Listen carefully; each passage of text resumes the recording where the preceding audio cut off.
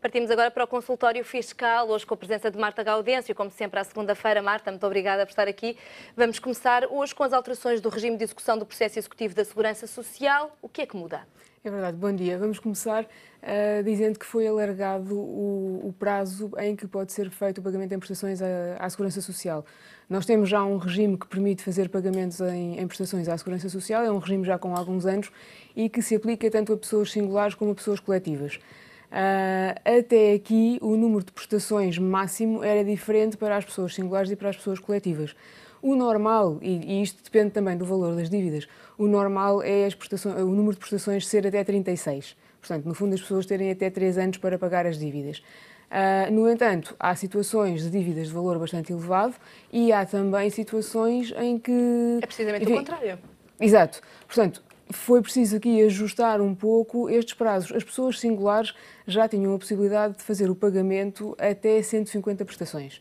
É imenso tempo, mas de facto, para uma pessoa singular, muitas vezes é muito difícil fazer o pagamento de uma dívida em prestações, até porque se calhar às vezes há mais, há a Segurança Social, há a Administração Tributária, portanto já se consegue. As pessoas coletivas estavam limitadas neste momento a um prazo de 120 prestações, no fundo de 10 anos.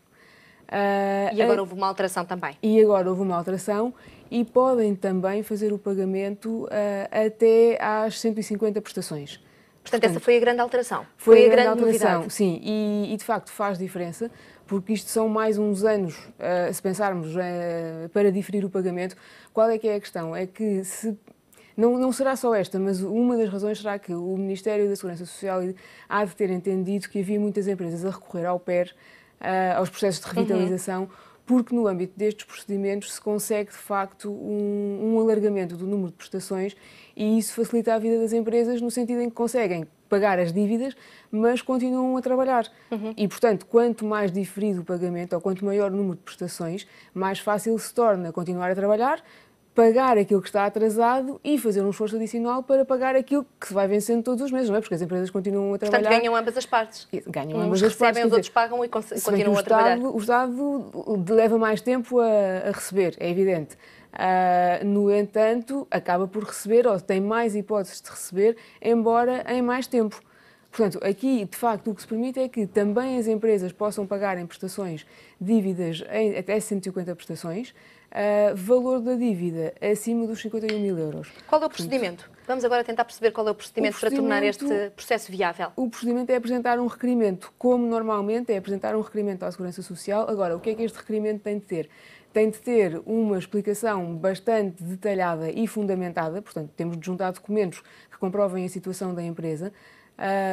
Eu digo agora da empresa porque de facto a alteração é para a empresa, mas se for para uma pessoa singular é igual, que comprovem que a empresa não tem disponibilidade financeira para fazer o pagamento de outra forma, que está numa situação económica difícil e que a não concessão de um prazo maior para fazer o pagamento desta forma coloca em causa a própria subsistência da empresa. Portanto, há regras. Há regras. Há regras neste processo. A questão é... E que documentos são esses? Tem noção de que documentos é que a empresa tem que apresentar ou a pessoa singular para provar a sua condição económica? Bom, a pessoa singular normalmente terá de apresentar as declarações de IRS, por exemplo, porque é por aí que se vê os rendimentos. Se estivermos a falar de um ano relativamente ao qual ainda não apresentou a declaração, poderá entregar os recibos de vencimento. Mas a declaração, por excelência, é o documento que permite perceber quais é que foram os rendimentos das pessoas num determinado exercício. Depois, normalmente, uma certidão dizendo que não tem bens imóveis, porque se houver bens imóveis, depois há a questão da garantia, mas se houver bens imóveis, considera-se que poderá prestar garantia e, em princípio, será isto.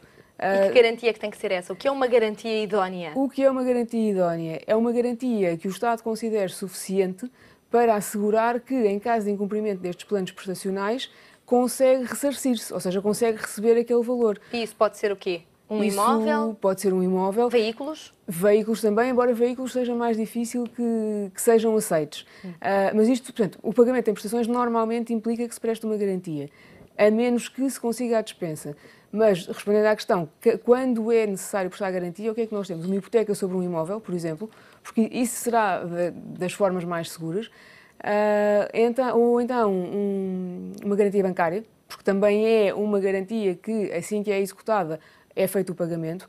Se não, há depois as hipóteses dos seguros caução ou dos depósitos realizados junto daquela instituição em que o dinheiro fica bloqueado e, portanto, a instituição sabe que, em caso de incumprimento do pagamento, pode executar a garantia e receber aquilo que falta do plano de pagamento em prestações. E agora, relativamente à autoridade tributária, basicamente como é que funciona este pagamento em prestações depois da instauração do processo executivo?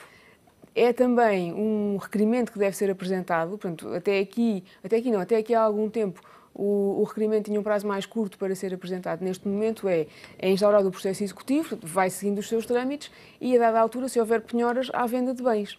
Portanto, até à data da marcação da venda, as pessoas singulares ou coletivas podem pedir à administração tributária para fazer o pagamento em prestações. Os limites Portanto, aqui... podem parar o processo até essa fase final, ainda já da venda dos bens penhorados. Exatamente, exatamente. Claro que a suspensão só se aplica se estiverem a fazer pagamentos em prestações, a suspensão e, portanto, ou então se tiverem discutido a legalidade daquela dívida. Mas neste caso, para pagamentos em prestações, o que faz é com que suspenda a cobrança.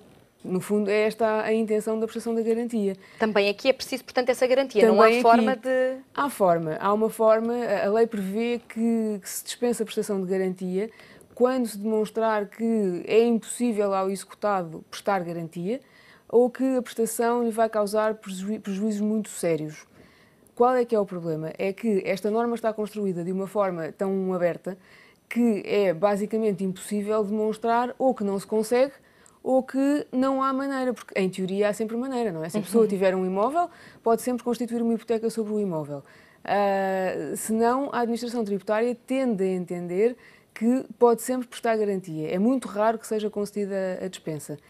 E claro que nós temos agora uma regra que diz que até aos 2.500 euros de dívida para as pessoas singulares ou até aos 5.000 para as pessoas coletivas, não é necessário prestar garantia, se não houver outras dívidas. Mas ainda assim é por vezes muito complicado porque de facto é difícil. As pessoas ou não têm imóveis ou têm imóveis que já têm hipotecas e, portanto, não podem servir para garantir o que quer que seja.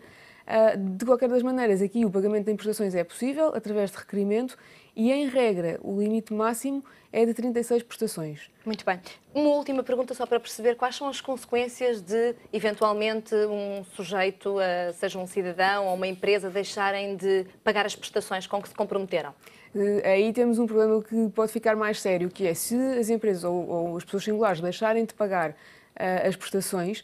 Se deixarem de pagar uma, vão receber uma notificação, fazem o pagamento com alguns juros.